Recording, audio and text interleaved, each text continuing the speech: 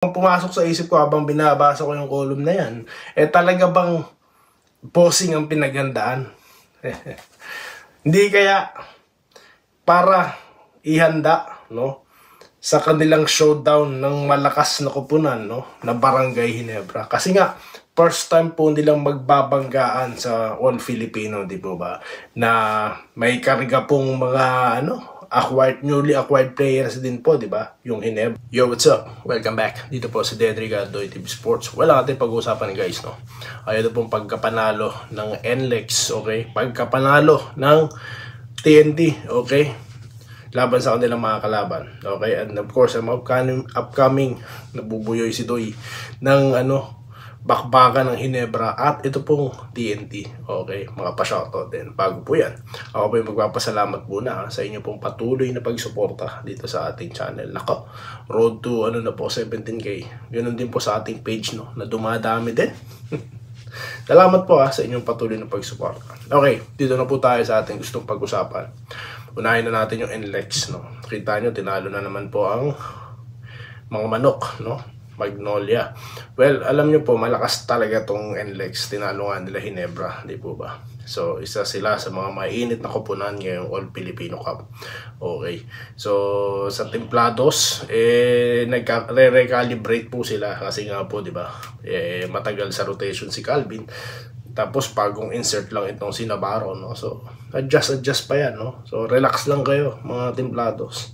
Okay. Di pa nila nakukuha yung, tamang timpla ng bagong roster nila, okay?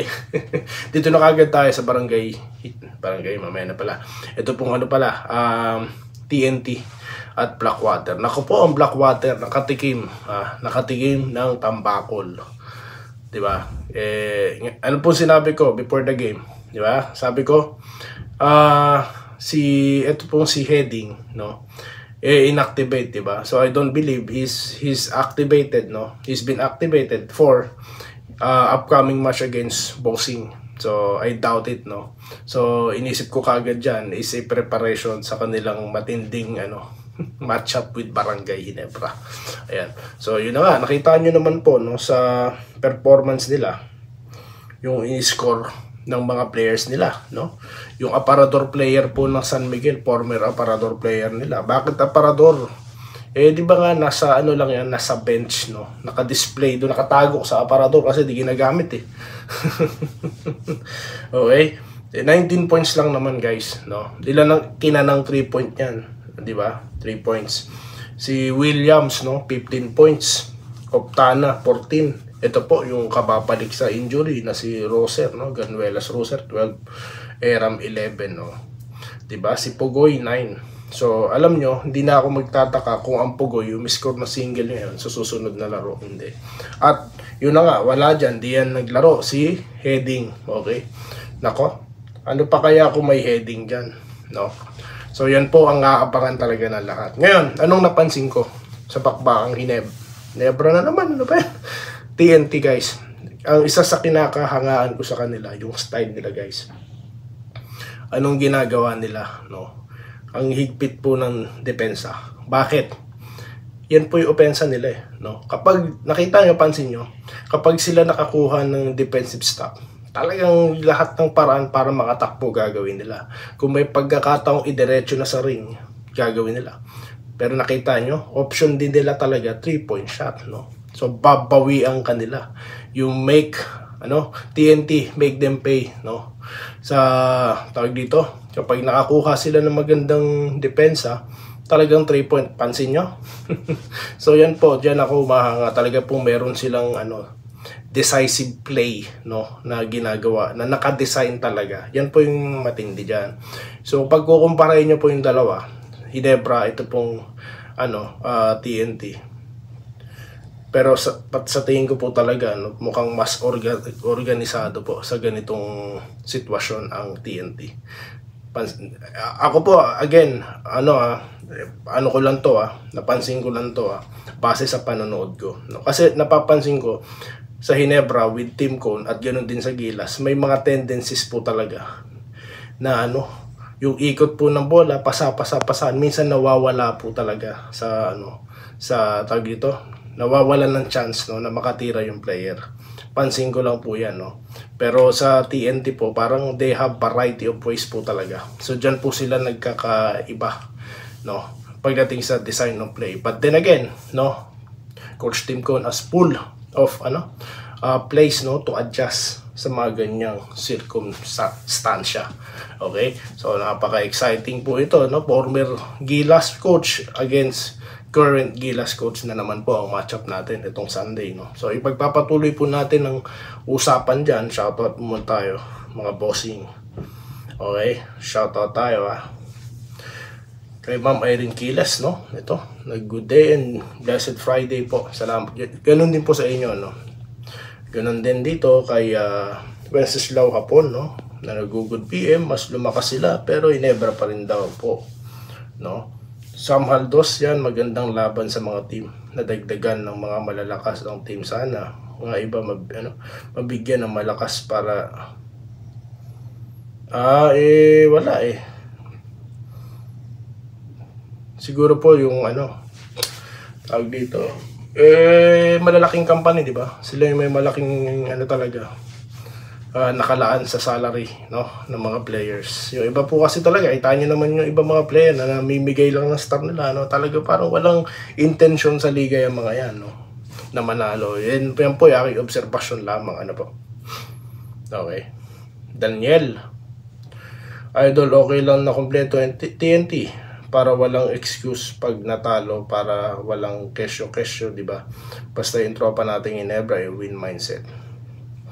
Sipag lang kailangan, Idol, sa Ginebra, tiwala sa sarili. Tama yan. Di ba? Kapag mo na, open ka, tira mo na. No hesitation, no?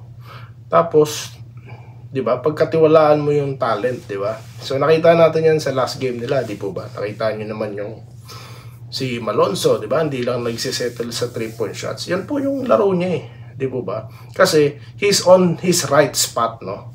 Again, wala naman pong masama kung gawin siyang wing, no? Pero tingin ko mas po siya, mas okay po siya as number 4. No, parang si Kabuntin, di po ba? Mag-same height lang yan Ito, dito tayo. Kaya Ma'am Minerva Chapa, hello po. Pinaghahandaan din ng TNT ang ating Ginebra Jenkins, kaya dapat ilista na yan. Ramil Gonzaga, si Slaughter, kaya naalis sa Ginebra kasi Boss Al. Yun po ba naging nangyari? Vincent Nava, good day kabayang toy. Kaya yan, si Paglan daw, depensa consistent. Okay. Ano daw? Swapang daw? Kasi alam ko si Heading abutin isang buwan bago maglaro, may injury sa likod. Now, nawala injury kasi never makakalaban. Malay nyo po, mas tag dito, nag-improve po siya kagad, no? It's a good news, no? Anyway, it's a good news. Willie Barday, good evening sir. Panalo na naman ng TNT. Ginebra ang putol niyang winning streak. Yun nga they got how many? 7-game winning streak, guys. O, di ba? Nagsimula sa mga talo. Ngayon, nako po, mukhang tatapusin po ng mas malakas at dinidiinan nila yan sa pag-acquire ng mga players, no? Okay. So, yan po. Sir Lawrence Correg. Ito, hello po, Lods. Good PM po. Kung naghanda ang TNT, mas naganda ang Jenkins natin. Diyan, Lods. Hindi hayaan ng Jenkins yan. Payback time daw po, sabi ni Sir Lawrence. Okay. Sir Archie Makirang, shoutout sa inyo. Joseph Pineda, shoutout Sir Ray Nyangaska, Sir Peter Aniban, okay. Dion Canete, Idol, ilan all Pilipino na ang ano pong ibig nyo sabihin? No? Lahat po sila Pilipino. Alam nyo guys, kung bibilangin nyo yung mga PhilAms, no? Kagaguhan po yan, katangahan po yan, no? Kasi naging issue yan, di ba? No? Na may limit daw ang mga PhilAms. Anong kabalbalan yan? Pilipino yan Ang rule sa PBA, as long as may Filipino blood ka, pwede kang maglaro. Kaya yung di ba, nililimit yan. So may ano rin to, may punto tong tanong. Yan, no. Alam ko kung yan ang ibig sabihin na about the PhilAm, di ba? So again, hindi discrimination yan Bibilangin yung mga may PhilAm. Dapat walang bilang yon. Lalo na ngayon, no, napakadami na pong PhilAm dyan. Iba na nga, hindi na nga nakakalaro, di ba? Iba nga, nasa nasa ibang mga liga na. No, kaya yan po, yung comparison between pure at PhilAm, no? Tigilan po yan.